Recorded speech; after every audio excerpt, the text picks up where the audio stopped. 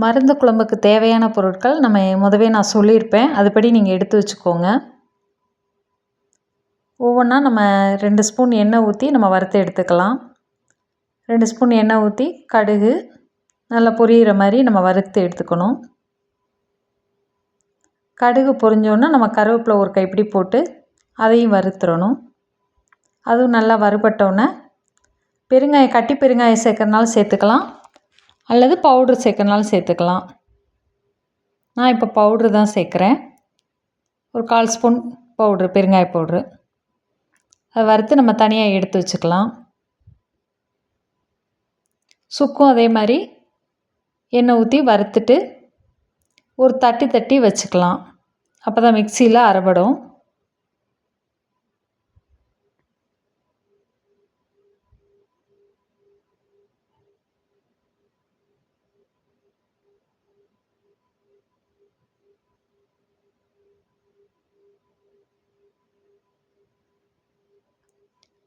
எண்ணெய் 2 ஸ்பூன் ஊற்றி அடுத்து ஒவ்வொன்றா போட்டு வறுத்து எடுக்கணும்.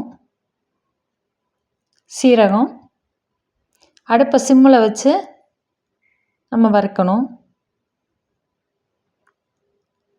அடுத்தடுத்து அதோடையே போட்டு வறுத்து எடுக்கலாம். சீரகத்துக்கு அப்புறம் மல்லி போடுறோம். மல்லியும் போட்டு வறுக்கணும். இது சிம்மில் வறுக்கிறனால வாசனை நல்லா இதாக இருக்கும், வாசனையாக இருக்கும். அடுத்து மிளகு சேர்க்குறோம்.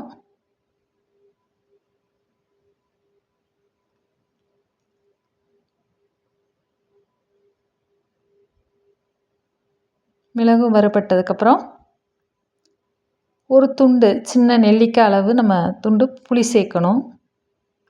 அடுத்து ஓமமும் சேர்க்கணும். இதெல்லாம் சேர்க்குறப்ப குழந்தை பெற்ற தாய்மாங்க சாப்பிட்றப்ப ரொம்ப நல்லது உடம்புக்கு.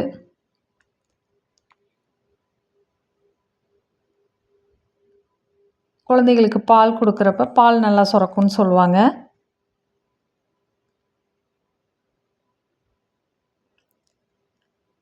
ஓமம் சேர்த்துட்டு புளியும் சேர்க்குறோம். புளி வறுக்கணும். அதையும்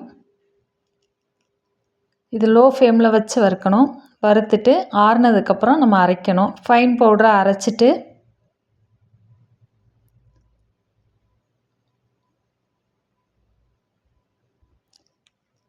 வாணலியில் மறுபடியும் 100 ml எண்ணெய் ஊற்றிக்கணும். சுண்டை வத்தலை வறுத்து எடுத்து தனியாக வச்சுக்கணும். இப்போ நான் சுண்டை வத்தல் போட போகிறேன்.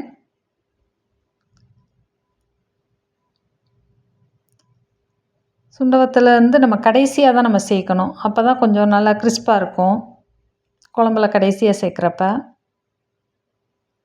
அதனால் எண்ணெயிலேருந்து எடுத்து தனியாக வச்சுக்கலாம், பொரித்து எடுத்துட்டு.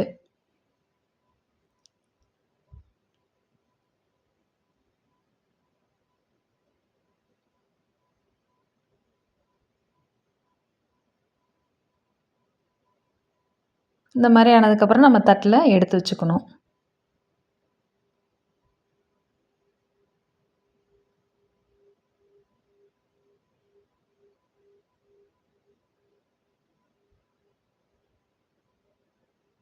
இதே எண்ணெயில் பூண்டும் சேர்க்குறோம். ஒரு 25 பல் பூண்டு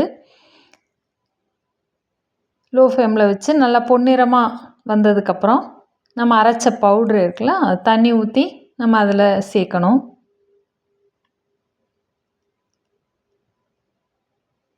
இப்போ நான் அரைச்ச விழுதை சேர்க்குறேன்.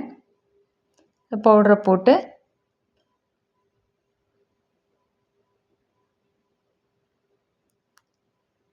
மஞ்சத்தூள் சேர்த்துக்கலாம் இதோட.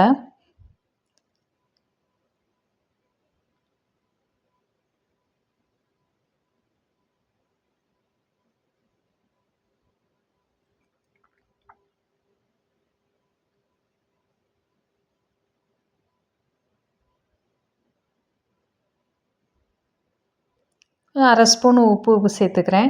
தேவையான அளவு உப்பு சேர்த்துக்கலாம்.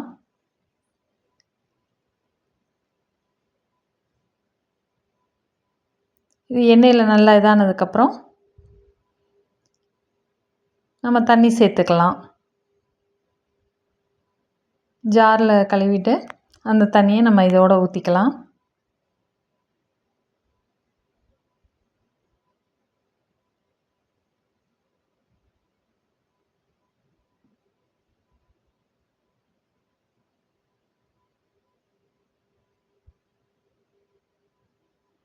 இது நல்லா கொதிக்கணும். தண்ணி நம்ம வந்து ஒரு 1 1/2 டம்ளர் அளவுக்கு நம்ம சேர்த்துக்கலாம் இதுக்கு.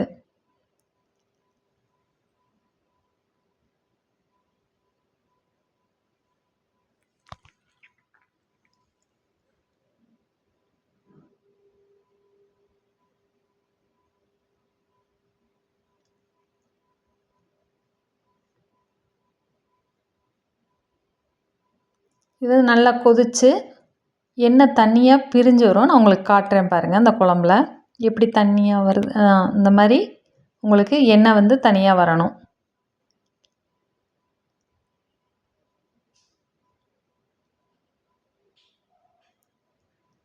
இதுதான் நம்ம இறக்குற ஸ்டேஜு. இந்த டயத்தில் நம்ம வந்து வறுத்து தனியாக வச்சுருக்கோம்ல, அந்த சுண்ட வத்தலை நம்ம இதோட ஆட் பண்ணணும்.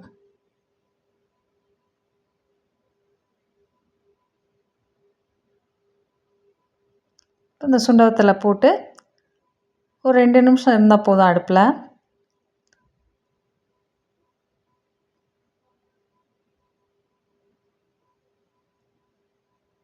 இதை வந்து சூடான சாதத்தில் நம்ம சேர்த்து சாப்பிட்றப்ப ரொம்பவே நல்லாயிருக்கும், டேஸ்ட்டாக இருக்கும். யாருனாலும் சாப்பிடலாம்.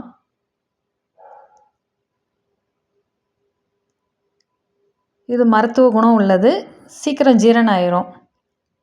இப்போ நம்ம குழம்பு ரெடி. தேங்க்யூ.